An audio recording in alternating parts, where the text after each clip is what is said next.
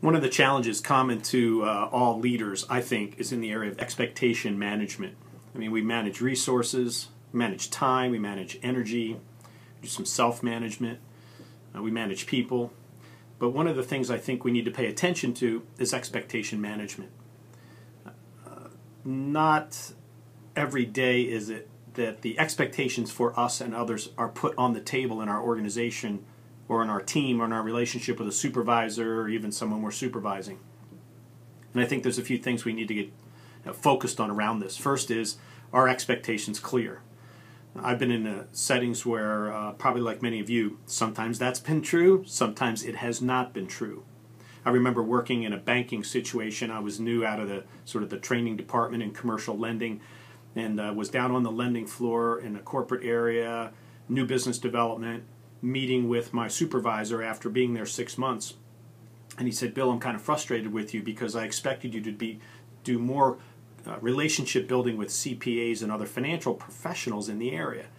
Well, I'd only been a year or so out of college, had just come through sort of the training program and had done very well, but this was never talked about in the training program, and those expectations were never placed on me by him. There was a lot of other things I was doing, but no one ever told me to go out and have regular lunches with CPAs and meet financial professionals in other areas within the city. So I didn't know what the expectations were, so naturally I didn't meet them. So we had to get clear about that. It's frustrating when you're not clear. The second thing is, do the right people know or do the right kinds of people know what the expectations are for you? Certainly your supervisor needs to know, and you need to know.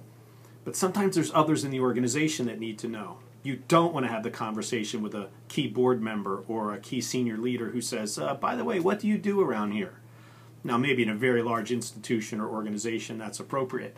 But if it's smaller, or if you're kind of a person that's around the organization quite a bit and key people don't know what you do, why you do it, how you contribute, that's some things you need to work on, because maybe they don't know how you make them successful or how make the organization successful.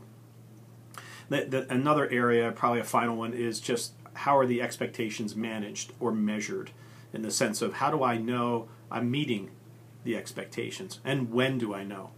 What kind of rubric is there? What kind of a way to know that not just my job description, but sort of those subtle expectations about how I carry myself, how I am in the organization with new people, things like that. I just recently had to have a meeting with someone and have kind of a heart-to-heart about how they carry themselves, because they're an emerging young leader, and I wanted them to know that how they present themselves in public and how they engage with people in a public setting says a lot about their leadership, at least as a first impression. Now, that's not written in any document somewhere, but it was one of those things I thought, hey, that's an expectation you need to know that's from me, but also from others that are looking at you as a rising young potential leader. So expectation management, key thing. Hope this helps you think a little bit more about it and to manage it more effectively with yourself and with others in your team, group, or organization.